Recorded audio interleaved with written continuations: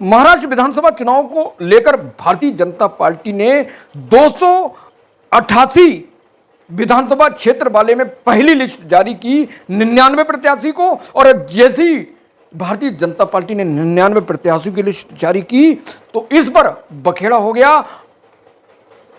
Shiv Sena tension में आ गई कि 4 ऐसी जगह हैं जहां पर भारतीय जनता पार्टी ने गलत प्रत्याशी को उतारा है, जिसको लेकर शिवसेना विरोध कर रही है।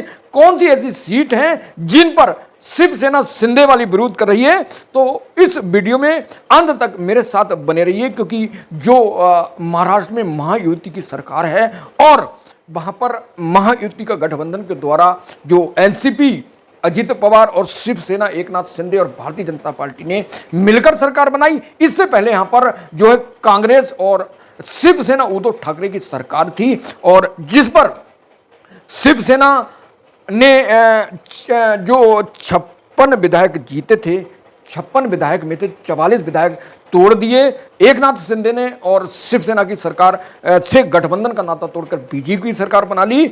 और उसके बाद कोर्ट की लड़ाई हुई, तो कोर्ट की लड़ाई में असली चिन्ह और असली पार्टी का हक जो था एकनाथ शिंदे को बनाया। उधर एनसीपी को तोड़कर अजित पवार ने एनसीपी दूसरी बना ली। तो ये घमासान कर भारतीय जनता पार्टी ने एनसीपी अजित पवार और शिवसेना एकनाथ शिंदे के मिलकर सरकार बनाई। अब इन दोनों के सामने कड़ी चुनौती है। महायुति जो गठबंधन है, गठबंधन की सरकार है, वहां पर बहुत बड़ा चैलेंज है भारतीय जनता पार्टी के। वो चैलेंज, वो चुनौती, वो टेंशन की बात करेंगे कि आखिर भारतीय जनता पार्टी और एकनाथ शिंदे शिवसेना के बीच में सीट शेयरिंग को लेकर क्या टेंशन है। तो 99 उम्मीदवारों की लिस्ट जारी कर दी दोस्तों। महाराष्ट्र में सीट शेयरिंग को लेकर एकनाथ शिंदे भाजपा के बीच में टेंशन कम नहीं हो रही है। शिवसेना और बीजेपी की टेंशन की असली वजह इस वीडियो में कि आखिर दोनों ने मिलकर सरकार बनाई, उद्धव ठाकरे को धोखा दिया। अब इन दोनों के बीच में बहुत बड़ी टेंशन है। ये टेंशन सिर्फ ये है कि भारतीय जनता पार्टी एक नैरेटिव सेट कर रही है, एक एजेंडा सेट कर रही है, जिसको लेकर वह एकनाथ शिंदे की शिवसेना को खत्म करना चाहती है। और इसी वजह से ऐसे प्रत्याशियों को उतारा है जो शिवसेना एकनाथ शिंदे के लिए बहुत बड़ा चैलेंज बन गए हैं। और विवाद हो रहा है कि भैया आपने इन प्रत्याशी को क्यों उतारा है, जो हमारा गढ़ है, जो हमारा क्षेत्र है, इन पर आपने प्रत्याशी को आखिर क्यों उतारा है। तो भारतीय जनता पार्टी इस पर जवाब दे नहीं पा रही है, लेकिन पिछले दौर से प्रत्याशी को घोषणा कर चुकी है और वह मैदान में है और नामांकन की प्रक्रिया शुरू होने जा रही है। तो सी में एकनाथ शिंदे भाजपा के बीच में, दोनों के बीच में जो है बहुत बड़ी टेंशन है। 4 उम्मीदवार को लेकर कौन से हैं? कल्याण पूर्व, ठाणे, अहरोली और मुरबाड़। इसमें जो है भारतीय जनता पार्टी ने 4 उम्मीदवार 99 की जो सूची करी है, वो 4 उम्मीदवार ऐसे हैं जो शिवसेना के लिए गले का फांस बने हुए हैं। पहली भारतीय जनता पार्टी की लिस्ट में जो है कल्याण पूर्व से गणपत गायकवाड़ की पत्नी सुलभा गायकवाड़ को टिकट दिया है, जिस पर सीएम एकनाथ शिंदे का शिवसेना वाला वर्चस्व है उस एरिया में, उस क्षेत्र में। और इसलिए शिवसेना शिंदे वाली चाहती थी कि उनको टिकट दिया जाए, लेकिन उनके इरादे को ताक पर रखकर भारतीय जनता पार्टी में अपने प्रत्याशी को उतार दिया। और जो गणपत गायकवाड़ हैं वो जेल में बंद हैं। मामला क्या था कि उन पर कथित रूप से आरोप है कि उन्होंने शिवसेना के महेश गायकवाड़ को गोली मारी थी, जिसको लेकर वह जेल में बंद है। और उसी व्यक्ति को भारतीय जनता पार्टी ने टिकट दे दिया। और इस को लेकर जो महेश गायकवाड़ हैं, जो शिवसेना शिंदे के नेता हैं, वो बहुत नाराज है, क्योंकि महेश गायकवाड़ यहां से शिवसेना के टिकट पर चुनाव लड़ना चाहते हैं, लेकिन भारतीय जनता पार्टी ने सुलभा गायकवाड़ को मैदान में उतार दिया है। शिवसेना अपना गढ़ बता रही है, अपना वर्चस्व बता रही है, और इसलिए इस सीट पर उन्हें मिलना चाहिए, जिसको भारतीय जनता पार्टी ने खुद अपने प्रत्याशी को मैदान में उतार दिया। अगला जो है वो ठाणे हैं, जिस पर सीएम एकनाथ शिंदे वर्चस्व वाला एरिया है, इनकी राजनीति वर्चस्व पे इनका किला है यहाँ। और इस किले को ढाने के लिए भारतीय जनता पार्टी ने बीजेपी से संजय केलकर को मैदान में उतार दिया है। बीजेपी एकनाथ शिंदे को राजनीति को खत्म करना चाहती है, जो उनका वर्चस्व वाला एरिया है, भारतीय जनता पार्टी ने वही मैदान में उतार दिया है कि यहाँ से जो हर जाए, और जब हर जाएंगे तो सीएम का जो सपना है वो इस बार बन गए, अगले बार भाजपा सीएम बनेगी। यानी किलेबंदी और घेरेबंदी तगड़ी कर दी है। और इस किलेबंदी घेराबंदी के कारण जो है सीएम एकनाथ शिंदे नाराज हैं कि भैया आपने यहां पर प्रत्याशी क्यों उतारा है? जो हमारा गढ़ है, जो हमारा एरिया है, भारतीय जनता पार्टी ने उनके बिना सुने सीट शेयरिंग किए अपने प्रत्याशी को मैदान में उतार दिया है। मुलबाड़ में बीजेपी ने एमएलए संजय कैथोर को टिकट दे दिया है, जबकि ऐरोली से गणेश नायक को टिकट दे दिया है। और यहां से भी शिवसेना बहुत मजबूत स्थिति में, बीजेपी और शिवसेना के बीच में इन दोनों विधानसभा क्षेत्र में घमासान है।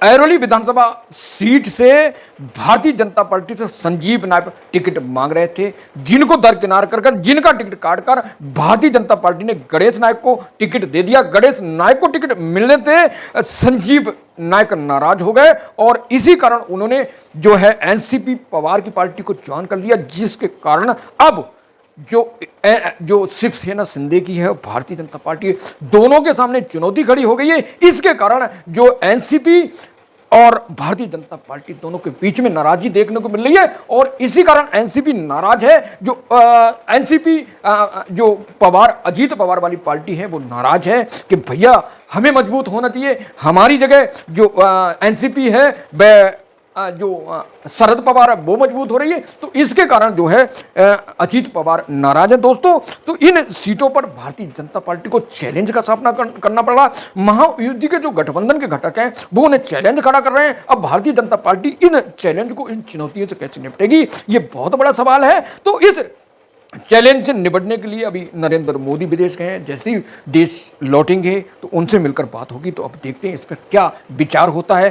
क्या भारतीय जनता पार्टी एकनाथ शिंदे को मना पाएगी, अजीत पवार को मना पाएगी, ये सवाल है। और भारतीय जनता पार्टी कौन से ऐसे नैरेटिव सेट करेगी, कौन से ऐसे एजेंडे सेट करेगी जिससे जो महाराष्ट्र है वो फतेह कर पाएगी। तो भारतीय जनता पार्टी ने 99 की पहली लिस्ट जारी कर दी है, जहां पर 288 विधानसभा सीट हैं, जहां 220 नवंबर को मतदान और 23 नवंबर को नतीजे आने हैं। और पहली लिस्ट में डिप्टी सीएम देवेंद्र फडणवीस और भाजपा प्रदेश अध्यक्ष चंद्रशेखर और राम कदम नीतीश राणे को टिकट दे दिया है, जिसमें 70% विधायकों को भारतीय जनता पार्टी ने टिकट दिया है। तो अब देखते हैं कि भारतीय जनता पार्टी जो पिछला चुनाव था, जिस चुनाव में भारतीय जनता पार्टी को जो है 105 सीटें मिली और शिवसेना जो उद्धव ठाकरे की 56 सीटें मिली, एनसीपी को 54 और कांग्रेस को 44 सीट मिली। तो जो शिवसेना उद्धव ठाकरे की थी वो कांग्रेस से मिलकर वहां सरकार बना ली, लेकिन भारतीय जनता पार्टी या फिर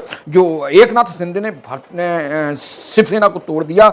44 विधायक लेकर अलग चले गए, चुनाव चिन्ह भी चला गया, पार्टी का सिंबल भी चला गया दोस्तों। तो अब जिस उद्धव ठाकरे को एकनाथ शिंदे छोड़कर आए हैं, अब उनको भारतीय जनता पार्टी चैलेंज खड़ी कर रही है। तो अब उनका क्या रास्ता होगा, क्या स्टैंड होगा, सीट शेयरिंग को लेकर क्या बात बन पाएगी। अजीत पवार और एकनाथ शिंदे दोनों जो महायुति के गठबंधन के नेता हैं और भारतीय जनता पार्टी इन नेताओं को, इन पार्टियों को कितनी कितनी सीट दे पाएगी। तो जो नाराजगी है, जो टेंशन है, वो टेंशन कैसे दूर होगी, तो अगले वीडियो में बताएंगे कि एकनाथ शिंदे और अजीत पवार और भाजपा के बीच में आपसी जो सीट शेयरिंग का क्या फार्मूला तय हुआ है और इन तीनों के बीच में, महायुति गठबंधन के बीच में क्या सीट शेयरिंग का फार्मूला, क्या रणनीति तय हुई है। लेकिन भारतीय जनता पार्टी जो है वो एकनाथ शिंदे को यहाँ से राजनीति उखेड़ना चाहती है और उन्हें कमज़ोर करना चाहती है, क्योंकि हरियाणा जो जीता है भारतीय जनता पार्टी ने, वहाँ पर पिछली सरकार में जो थे दुष्यंत चौटाला थे जेजेपी के, और उनको सरकार बनने तक साथ रखा। जब सरकार चुनाव आए दोस्तों, तो चुनाव में उन्हें अलग थलग कर दिया। जब वो अलग हुए, उनकी नाराजगी हुई, सीट नहीं दी भारतीय जनता पार्टी ने, और यहाँ तक कि उनके जितने विधायक थे वो छोड़कर बीजेपी के साथ चले गए। और जहाँ से दोस्तों दुष्यंत चौटाला चुनाव लड़े वो भी हार गए। तो भारतीय जनता पार्टी साथ लेती है और यूज करती है तब तक जब तक आपकी जरूरत है, उसके बाद बाय बाय टाटा, राजनीति खत्म कर देती है दोस्तों।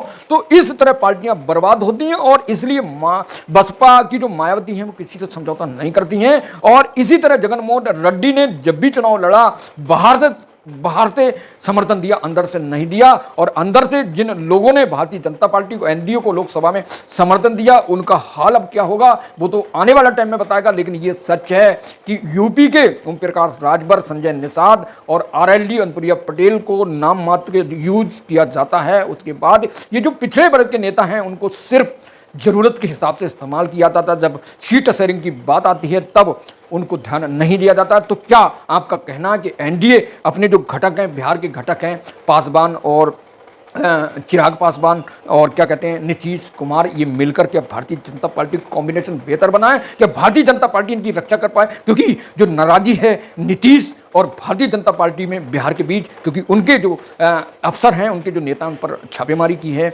और जबकि जो चंद्रबाबू नायडू हैं उनको 371 करोड़ के ईडी जो घोटाला था, ईडी ने माफ कर दिया, क्लीन चिट दे दिया। तो बहुत सारी बातें हैं, आप अगले हमारे बहुत सारे पिछले वीडियो देख सकते हो चंद्रबाबू नायडू को लेकर और नरेंद्र मोदी सीएम योगी को लेकर, अखिलेश यादव को लेकर। दोस्तों कमेंट करके जरूर बताएं कि हमारा कंटेंट, हमारा वीडियो कैसा है। दोस्तों गुजारिश है कि वीडियो को लाइक करें, चैनल को सब्सक्राइब करें और नेक्स्ट वीडियो के लिए मेरे साथ बने रहें। नमस्कार, जय।